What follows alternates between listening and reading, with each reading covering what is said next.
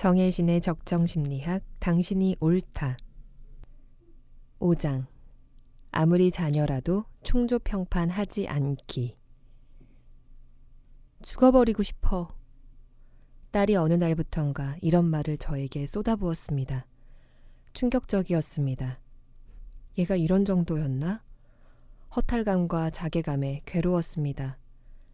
술 먹고 늦게 다니는 것을 걱정하는 내게 딸은 엄마는 아직도 나를 구속하려 하고 나를 엄마 뜻대로만 하려고 해 하고 난리도 아닙니다. 너를 걱정해서 그런 거라고 말을 하기도 했지만 딸 아이의 버릇을 고쳐놔야겠다는 생각이 더 많은 게 사실입니다. 딸이 어릴 때부터 저는 아이와 이야기를 하면서 왜 이 아이가 이런 말을 할까 생각해보지 못했습니다. 내 생각과 판단으로 결론을 내려놓고 가르치려고만 했습니다. 그게 부모의 당연한 도리라고 생각했습니다. 언젠가 딸아이와 다시 이야기를 해보려고 시도했는데 딸은 난 아직도 자꾸 엄마 눈치를 봐 하면서 펑펑 울었습니다. 우울증과 대인기피증이 심한 것 같다며 대학원도 휴학하고 집에만 있었습니다. 쇼핑도 별로 하지 않으면서 인터넷 쇼핑 사이트를 뒤지며 밤을 새우고 낮에는 잠만 잡니다. 밤에 잠깐 나가는 날이면 하루도 빠짐없이 술을 마시고 새벽에 들어오고 외박하는 날도 많습니다.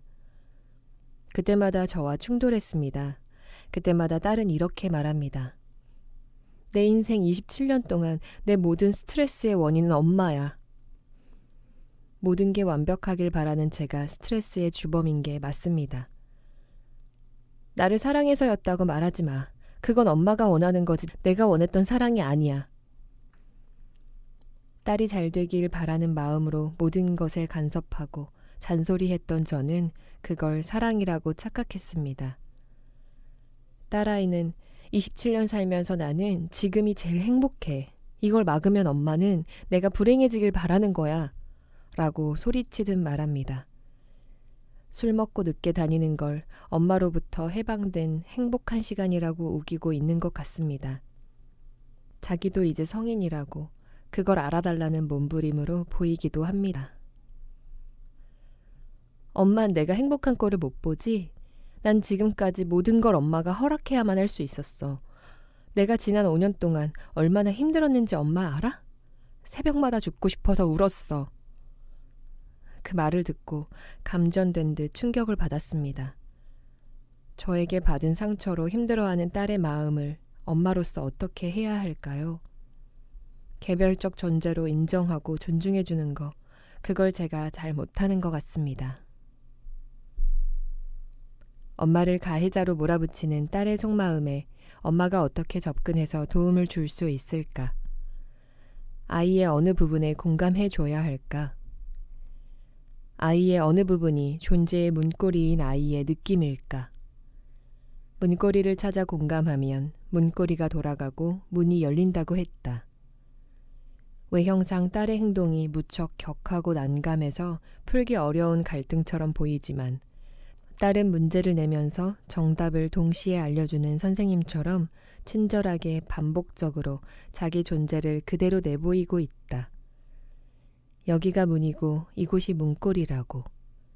벽을 더듬지 말고 제발 이곳을 봐달라고 엄마에게 외치고 있다. 자식들은 부모에게 자기 마음을 하나도 숨기지 않고 드러내는 경우가 대부분이다. 부모가 눈 감고 코끼리 만지듯 헤매고 있을 뿐이다. 그녀의 딸도 마찬가지다. 존재의 핵심이 느낌이라고 했다. 거기가 문고리다. 느낌의 공감을 퍼부으면 그 힘으로 문고리가 돌아가고 속마음으로 들어갈 수 있다. 치유가 시작된다.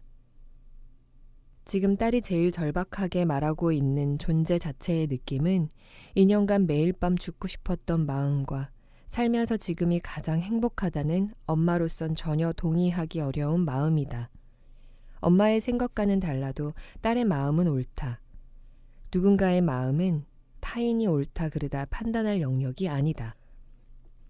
마음과 느낌은 충조평판의 대상이 아니라 절대적으로 존중받아야 할 존재의 고갱이다. 나라면 딸에게 매일 새벽마다 죽고 싶었구나.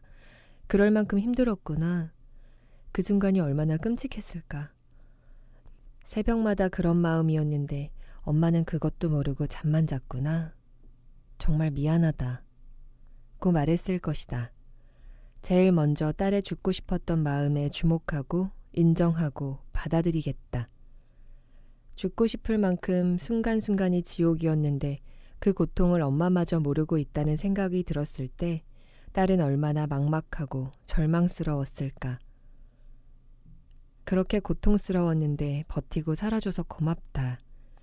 엄마가 아무 도움도 못 줬는데 이렇게 버텨줘서 고맙다. 미안하다. 는 말도 하고 싶을 것 같다. 딸이 분명히 말하는 자기 느낌이 또 하나 있다. 불면과 술로 지새우고 있는 지금이 제일 행복하다는 것이다.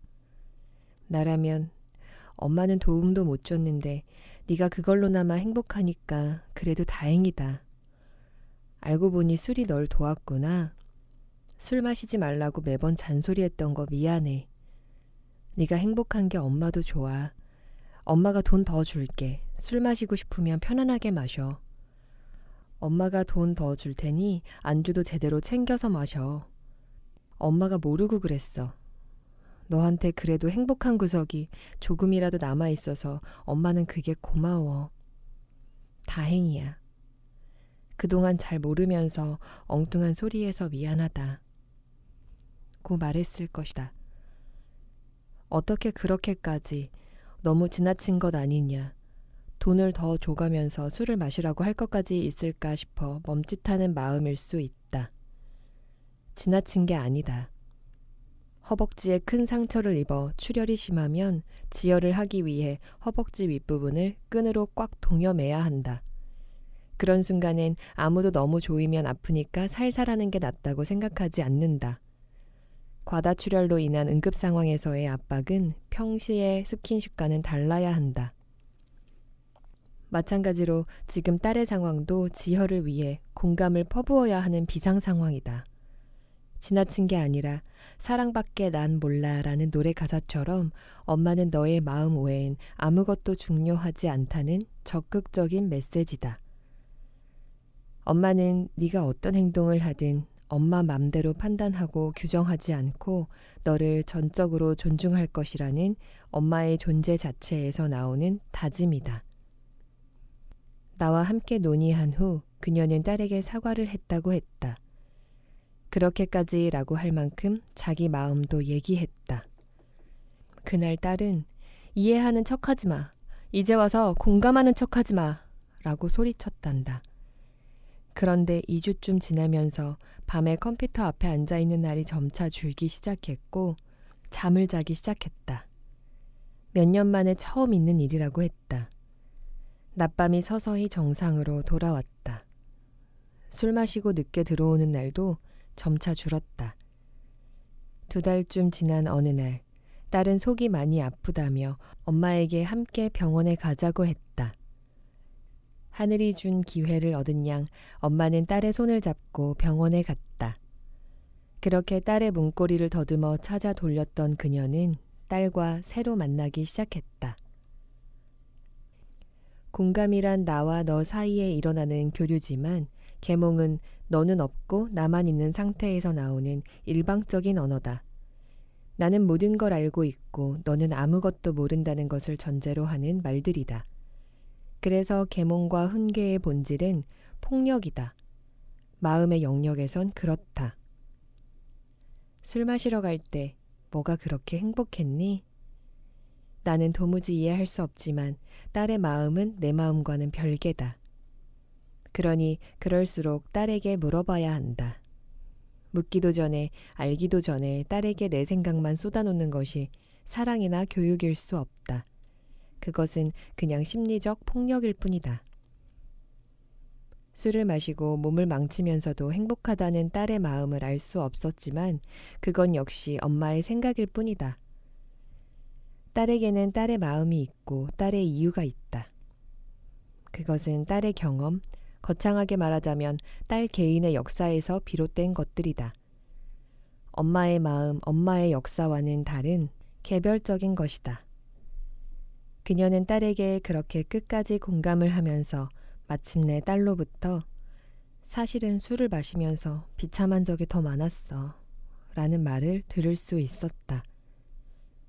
존재에 집중해서 묻고 듣고 더 많이 묻고 더 많이 듣다 보면 사람도 상황도 스스로 전모를 드러낸다.